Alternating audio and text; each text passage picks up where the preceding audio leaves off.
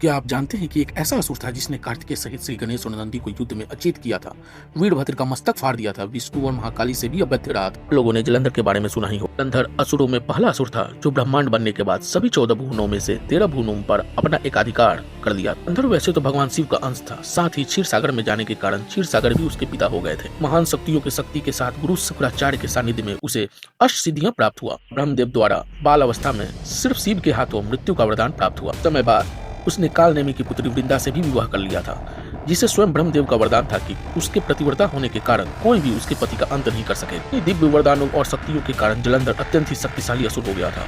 आप उसकी बल का आकलन इससे भी कर सकते हैं कि सुम निशुम नामक 2 राक्षस उसके सेनापति थे। स्वर्गलोक पर आक्रमण किया, जहां उसका युद्ध देवराज इंद्र से हुआ। युद्ध ही बहुत ही विनाशक हुआ। इस युद्ध में शुरू में तो देवता की विजय होती दिख रही थी, पर बाद में जलंधर देवराज सहित सूर्य, अग्नि, वरुण, काल और यम को एक साथ परास्त कर दिया।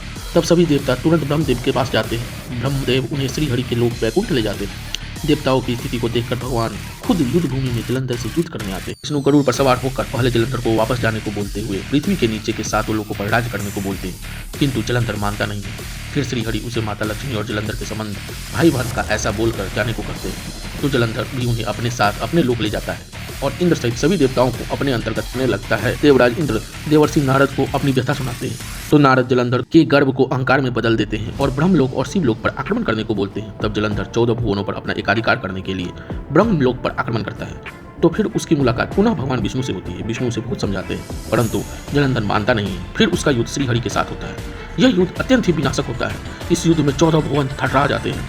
14 भुवनों की हानि होने लगती है। सभी लोग में त्राही त्राही मच जाती है। भगवान विष्णु जलंधर को इस बार आहत करते हैं। ब्रह्मदेव के वरदान के कारण वह पुनः सचेत हो जाता है। युद्ध में बार बार आहत होने के बाद भी वह पुनः सचेत होने लगता है। तब श्रीहरि को वो हार मानने को बोलता है। श्रीहरि उसे पुनः समझाते हुए शिवलोक भेजते हैं तथा अपने और जलंधर के संबंध के बारे में पुनः याद दिलाते हैं। तब जलंधर ब्रह्मलोक छोड़कर शिव जी से युद्ध करने जाता है। वहां पर उसका युद्ध सर्वप्रथम कार्तिकेय जी से होता है, जो कि अत्यंत भीषण होता है। कार्तिकेय जी उसे बार बार आहत करते हैं, पर ब्रह्मदेव के वरदान के कारण उसे कुछ नहीं होता। फिर वह कार्तिकेय जी को अत्यंत आहत कर देता है, जिससे वो अचेत हो जाते हैं। यह देखकर गणेश जी और नंदी जी आगे आते हैं, पर जलंधर उन्हें भी जल्द ही अचेत कर देता है। फिर भगवान महारुद्र वीरभद्र को लड़ने को भेजते हैं, जिससे जलंधर का युद्ध 1 दिव्य वर्षों तक चलता है। किंतु अंत में जलंधर वीरभद्र को परास्त ही नहीं बल्कि गदा के प्रहार से वीरभद्र का मस्तक फाड़ देता है। तब युद्ध में ऐसी स्थिति देख महाकाली आती हैं, किंतु युद्ध का कोई परिणाम नहीं आता।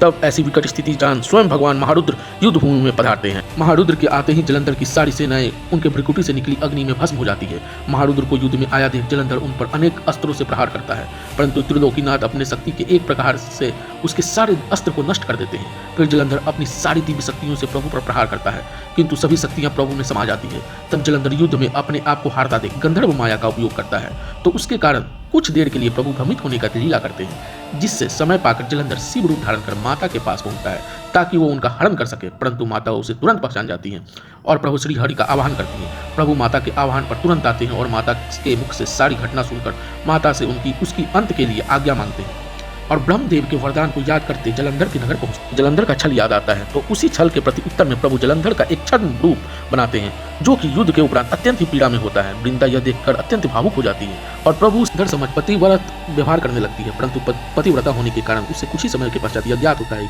कि वो कोई और है। तो वो श्रीहरि को पत्थर होने एवं पत्नी को राक्षसों द्वारा छले जाने का श्राप देकर अग्नि समाधि ले लेती है। उधर प्रभु महादेव जलंधर से अत्यंत घंघोर युद्ध कर रहे होते हैं।